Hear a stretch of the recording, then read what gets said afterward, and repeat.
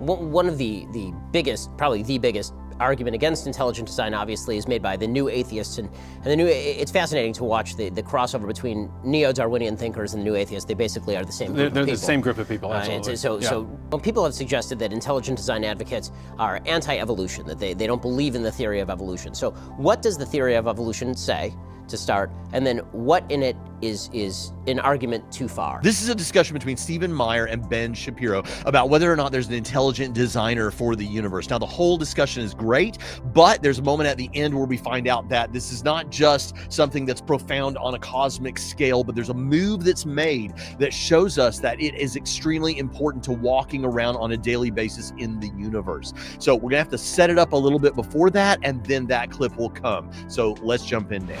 What does the theory of evolution say, to start, and then what in it is an argument too far? And that's the idea that natural selection and random mutation are sufficient to produce all the new forms of life and the appearance of design that living forms manifest. So it's an unguided process that produces the appearance but not the reality of design.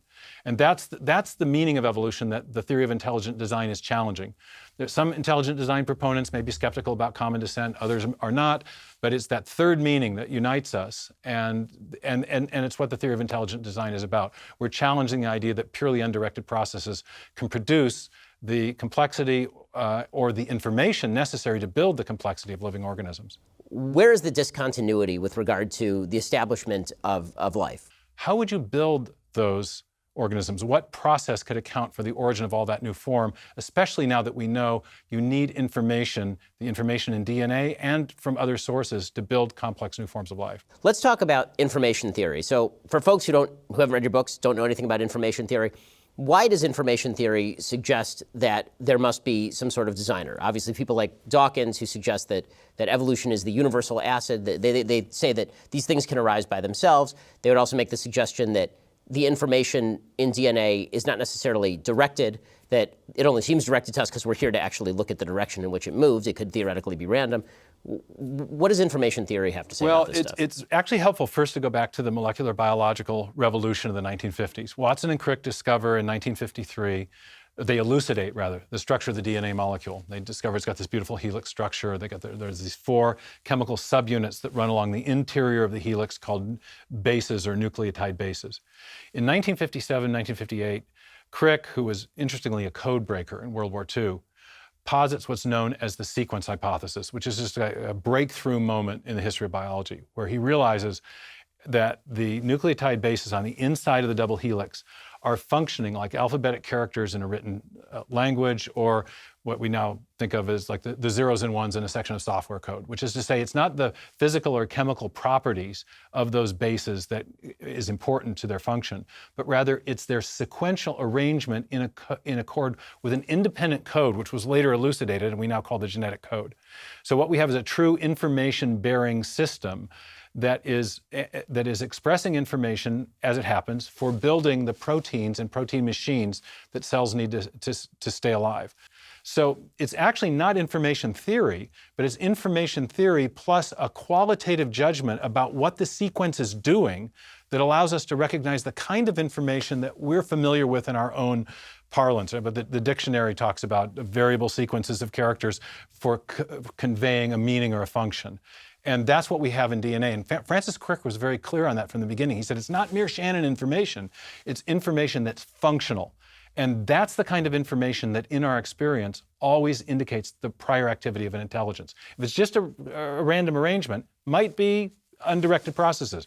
But if it's very specific and complex and it's operating in accord with a symbol convention, then you've got information that is the product of mind. If you're an atheist and I asked you, what would prove to you that there's a God? And you said something like, well, if we had an instrument that could show us that on every cell it was etched, made by God, I would believe. But we're giving you whole characters and whole sentences that have all kinds of meaningful information like body plans and everything about biological life. Seems like pretty powerful reason to believe, way more than you might have suggested. But stay with me because the payoff for this clip is going to be huge, and the way you see it impacts daily life is going to be really memorable. So this is where we get into the theories of probability, because the question becomes, could there have been such a strand of DNA that comes about by chance, because the theory, obviously, as you mentioned, of evolution suggests that it's mutations now in the DNA that create all of the change in human life over time. So we'll skip the origin of life problem for just a second, and then we'll. But when it comes to the information string in the DNA, the contention is basically that given enough time, you run the experiment enough times, and eventually you will end up with an evolution that, and combined with natural selection, it preserves the mutations that are good, and you will end up with something that looks designed even though it is not designed. That mutation over time being preserved by natural selection is enough. Why doesn't that work? There's a mathematical problem, and it's a profound one. We know from our experience with software code, writing and using it, that the last thing you want in a section of functional software code is a series of random changes to those zeros and ones. If that happens, you're going to degrade the information that's in that code long before you'll ever generate a new software program or operating system. And Richard Dawkins and many, many others, biologists, have acknowledged that what we have in DNA is akin to machine code, or as Leroy Hood puts it, digital code. It's functioning in exactly the same way. So what we've learned from software writing and using is highly relevant to understanding whether or not the mutation selection mechanism would actually could generate conceivably or realistically new information. And there's a reason that changing software at random invariably degrades the information before you get anything useful and new. And that is because there's so many more ways to go wrong. In any system of digital or typographic or alphabetic communication, there are vastly more ways of arranging the characters in question that will generate gibberish than there are ways of arranging those same characters that will generate something functional. So if you start randomly changing things, you're overwhelmingly more likely to find a gibberish sequence than a functional one. And as we've actually tried to quantify that, how much more likely, the quantitative odds are prohibitive. Yeah, and when you look at the history of the universe, there hasn't been enough time for this random trial and error to result in the kinds of information that we have. And for a relatively short protein, about 150 amino acids long, he determined that the ratio of functional to non-functional sequences was about 1 over 10 to the 77th power. Now, to put that in context, there are only 10 to the 65th atoms in the Milky Way galaxy. So what that means is that a random search for a new functional sequence is going to be like looking for one marked atom among 10 trillion, it'd be 1 trillion galaxies of the size of the Milky Way. And so the result of this is, as you say, that it's more likely that it's designed than that it was randomly done in terms of DNA, and that's reflected in the fossil record, to the extent that there's sort of these jumps in the fossil record, and this is what you talk about in Darwin's Doubt, is that it's not a continuous process of mutation upon mutation building one on the other just randomly. It becomes a big engineering problem, because it's not just that there's gaps in the fossil record. You have to ask, well, how would the evolutionary process produce all the new information necessary to build these completely new body plans, new cell types, new anatomical structures? And we know it would take a lot of new information.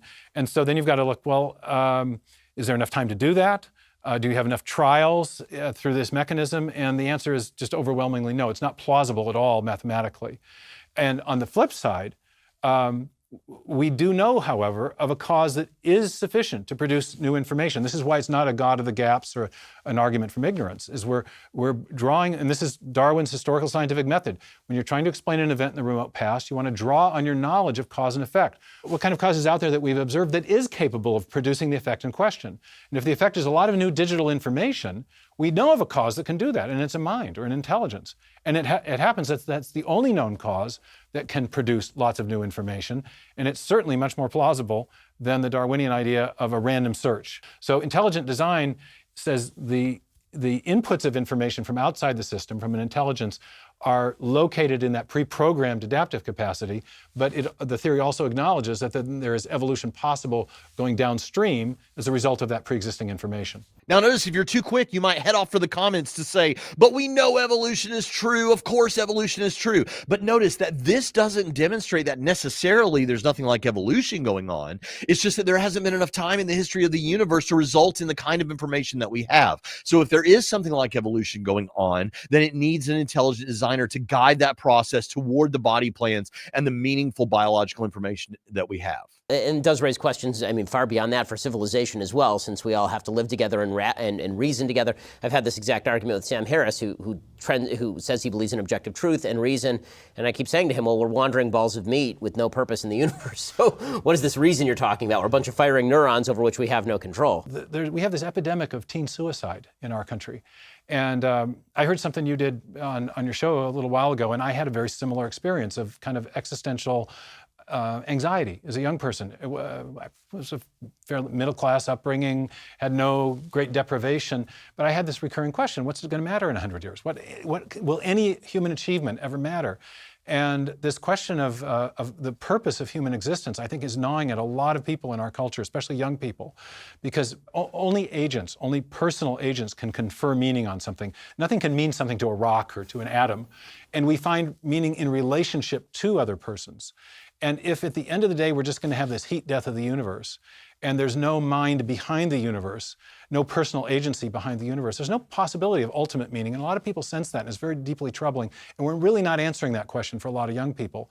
And I think one of the philosophical implications of intelligent design, which doesn't attempt to prove the existence of God, but it does imply that personal agency is fundamental to the cosmos, and it opens up the possibility that there could be a good answer to that question of meaning and purpose that I think is gnawing at a lot of people. If one believes that there's no ultimate purpose to the universe, then what are they supposed to do for purpose and meaning in their own lives? Well, they could say something like Jean-Paul Sartre, existential atheist, that, well, you just make up your own purpose. But for a lot of people, that's just going to seem like fake news. A lot of people recognize that purpose isn't like that. The inventor of something is the one who gets to decide what its purpose is. The inventor of a shovel decides that it's for moving dirt or gravel around. The inventor of a hammer gets to decide that it's for something like putting nails into boards, and the inventor of a man gets to decide what he's for. If there's a designer, all kinds of therapeutic meanings and possibilities open up. Now listen, there's a lot more to say about this, and Stephen Meyer goes into great detail about the sheer numbers we're talking about here without a God, and he does that in the video that's on the screen right now. So you'll miss out if you don't click that and get the rest of the story. And listen, I'd love it if you would like, comment, and subscribe on this video. Thanks for watching.